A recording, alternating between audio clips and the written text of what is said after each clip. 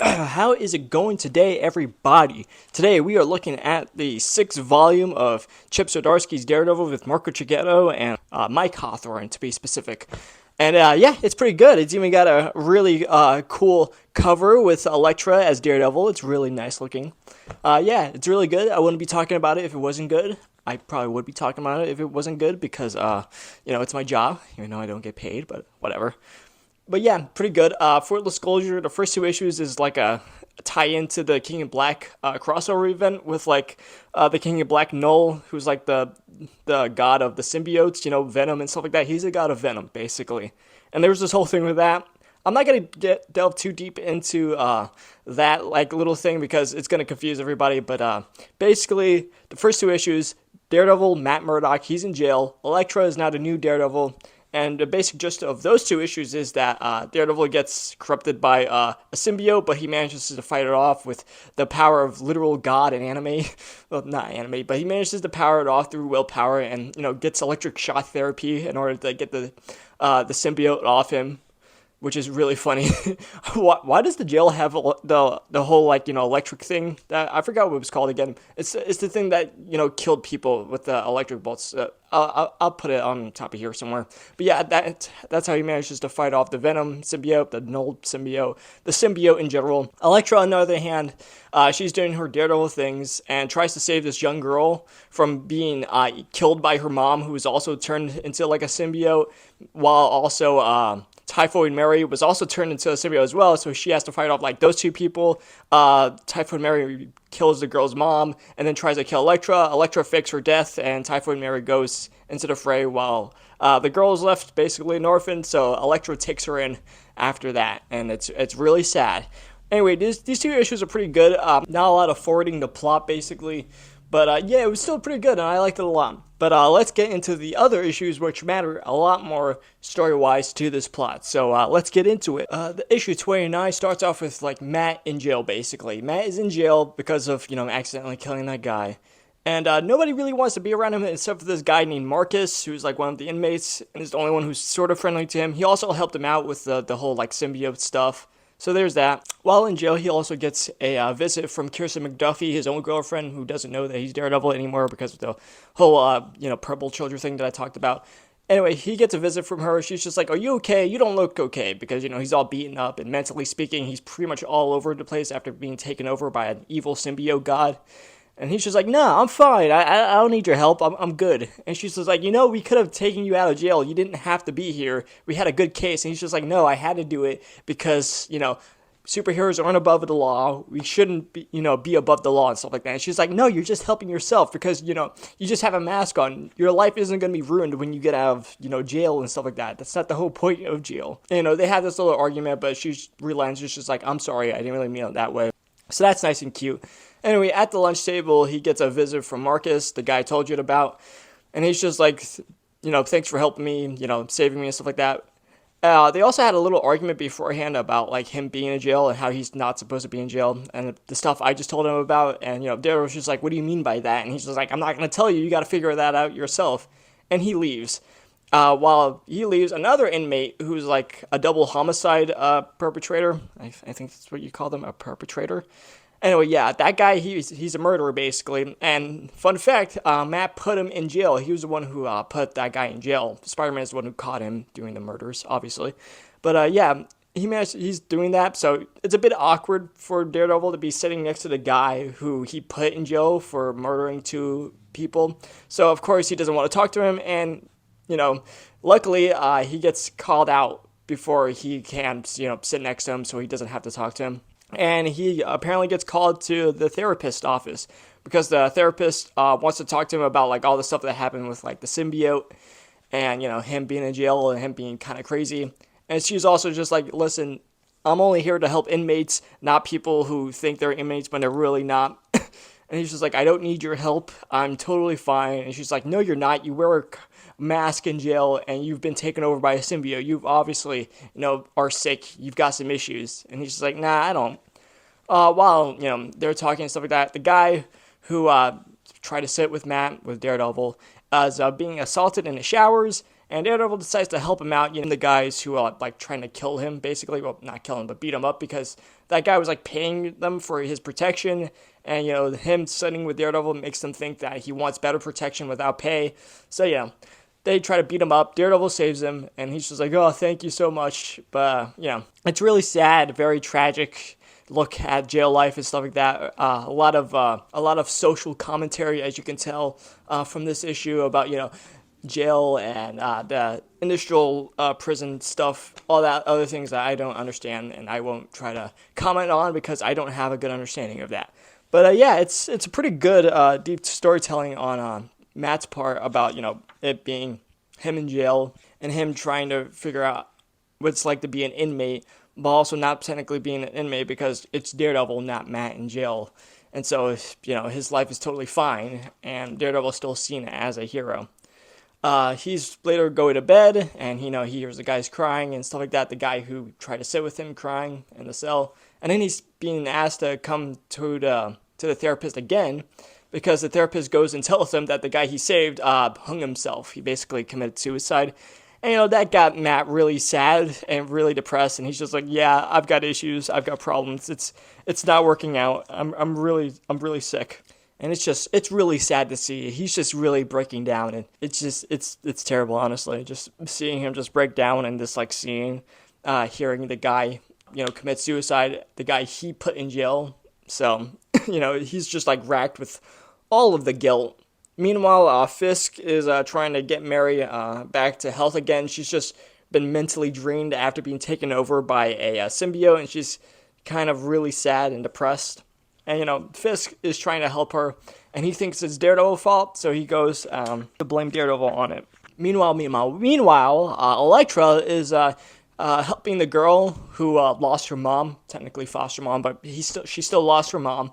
And Electra is helping her out and, trying to get her better. It's really nice to see Electra's more human side to things, even though she doesn't really understand, how to help people out emotionally. She's mostly known just for being a assassin and killing people and stuff like that. So seeing her, try to help this young girl, get up from her depression, it's really nice to see. The next day, Daredevil was eating with Marcus and talking about what happened, and Daredevil just got poisoned, and he just realized that right now. So that's a crazy thing to leave on. So the next issue comes out after the events of the first issue with Daredevil being poisoned, and it's not good. And so he has to go out into the courtyard and starts doing like meditation things to like slow down his like metabolism or something. I don't know, it's really weird, but basically he's slowing down his metabolism in order for the poison to leave his system. And while that's happening, all the inmates are gathering around him because it's basically they basically want him dead, and like everybody wants him dead. The guards, the warden, the inmates, and they've basically all like been together in order to take Daredevil out because they hate Daredevil. And it's not looking really good for Daredevil. He's just been poisoned, and it looks like he's about to get jumped in the rain. And let me tell you, the art in this looks really, really freaking good. Like Marco Cicchetto, hats off to that guy. It's so sick to look at, especially with Daredevil in the rain with the orange jumpsuit and the orange mask. It's just sick.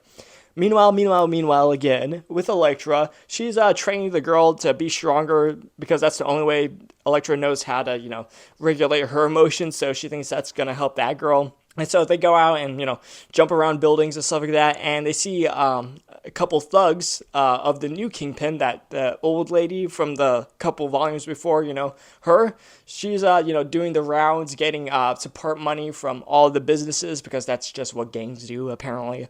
So, Electra sees that. She goes and assaults them, beats them up, and tells them, "Okay, now you owe me money because I own this entire block. And if you don't give me money, things are going to get a lot worse for you." And it's true. She does own it because Electra bought it. Remember that time Electra just bought Hell's Kitchen?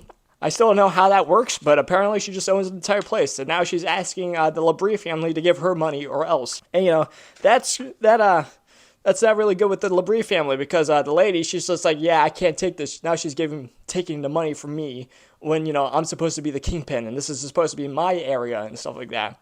So she gives the leadership off to Butch. Now, Butch is a weird character. He's the son of Wilson Fisk and is the best friend of Mike Murdock, who is the twin brother, fake but real twin brother of, Matt Murdock, and they're best friends, and this is basically have been planned all around that Butch wants to be the new Kingpin, and he's going to take it from the Labrie family by, basically being a double agent in order to get power for himself. It's like 40 chess over here with Mike and Butch, but that's a totally different thing that's going on right now. Back in jail, Matt manages to get all the poison out of his system, and then the next thing we see is him beating up all these guys, and it's so freaking sick to see. He's just beating up everybody, and it's in the rain. And again, Marco Cicchetto's art is just absolutely fucking fantastic. It looks so cool to see him doing this in the rain with like the orange jumpsuit and stuff like that, and him just beating up everybody. It's absolutely gorgeous. I love it. It's like the best issue of this volume right now, just because of like the whole poison thing and, him beating people up in the rain. It's so sick. Meanwhile, Kingpin, Villiskin Fisk, is really angry at Daredevil, so he goes to the Ravencroft Institute, the one with all the mentally ill people. It's basically just Arkham Asylum. And basically, they have Bullseye, who's really shook up after being beaten to death, near to death by Daredevil. Well, not being near to death, but he is beaten by Daredevil. And they have him, and they want to basically, they want to control him, and that's really funny to see.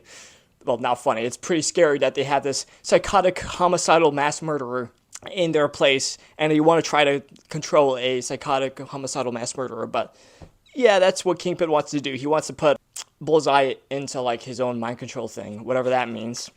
Meanwhile, Daredevil gets stabbed when he gets beaten up because, there's a dozen guys over there, and he gets stabbed, and everybody thinks he's over. They think he's dead.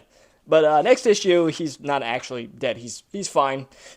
So that's a crazy issue to leave off on, and he's just totally fine. Also, Butch is now the new Kingpin, basically. He took over the role without having to shed any blood, while Matt is in the infirmary getting better care, and all of his friends see him, calling him an idiot for, still going to jail, but being like, oh, we're just so glad you're alive still. Because, they are glad that he's alive, but he's still dummy for going to jail and stuff like that. But anyway, they get an agent in there to help out with Daredevil. Apparently, the jail is doing illegal activities with the inmates, and Daredevil could be like a guy who can help out. And if they do that, they can like shorten his jail time. Daredevil doesn't want to shorten his jail time, but he would be able to be like an agent for them and, see what's going on behind the scenes into the jail. So he does that. Meanwhile, Electra continues the training of the chick that she saved, and it's going pretty well. The girl seems much happier now that, she doesn't have her mom's death on her mind anymore. And, that's nice to see. Also, Fisk is, trying to get Mary back to being herself again. And, they seem pretty fine. It's a cute relationship, cute as in, cute between two mass murderers, being cute together. I'm trying to figure out what I'm trying to say here. What I'm trying to say is, it's nice to see Kingpin have a more human side, even though, he's a crazy psycho killer. Anyway, Electra gets a tip that Butch, the new Kingpin, is in like a rave area, so she goes there along with the girl that she saved, and they go into it, and the colors are just fantastic. Again, Marco Cicchetto, great artist. It looks amazing just to see this art. Anyway, she goes and confronts Butch about, him selling drugs in the Hell's Kitchen area, and she doesn't like that. So she basically threatens him that, if he keeps doing this, she's going to come again, and she's not going to be easy on him this time. And Butch seems to realize that, so she gets this big fucking guy to fight her, and this guy is absolutely massive. He's got like a hockey mask on. He looks like Jason Voorhees. Like, it's absolutely insane. So she fights, and it's not really going well. If she can't seem to like beat him, and he doesn't seem to have any pain on him at all. And also, she doesn't kill him because she has a no-kill rule along with Matt, because she's trying to get Matt to trust him. So her sides aren't pointed, so she can't stab him, so she's just trying to fight him regularly, and it's not working out, and she's getting choked and stuff. Meanwhile, the girl that she saved is like fighting one of the guards there, and she gets backhanded, and that doesn't really work out for him, and she beats everyone shit out of the guard, and then shoots the big giant dude that is beating up on Electra. The guy dissipates into basically like mist and stuff like that, and it turns out that he was controlled by the Hand, so this is a lot bigger than, just Gangs of New York type of stuff, and Electra is realizing that right now. Meanwhile, Wilson Fisk seems to be getting his life back together again. He seems happy. He seems, emotionally stable right now. And then he gets a call from Bullseye, who manages to break free and kill all the doctors, and just warns Kingpin that he's coming for Fisk. And it's super scary. It doesn't look like it's gonna end well for Fisk. Anyway, as I said, it's a really good volume 6. It's ramping up everything that's happened in volumes beforehand. Seeing Daredevil in jail is pretty crazy. Seeing him being poisoned and being, basically jumped is also crazy. But yeah, I love this volume a lot, and I hope you guys will love it too if you guys decide to buy it. And yeah, I'll probably give this like a 9 out of 10. It's really good. I really liked it a lot. Can't wait to talk about the next volume. So, next volume, next week. Don't forget to like, follow, subscribe, and then I'll see you next time.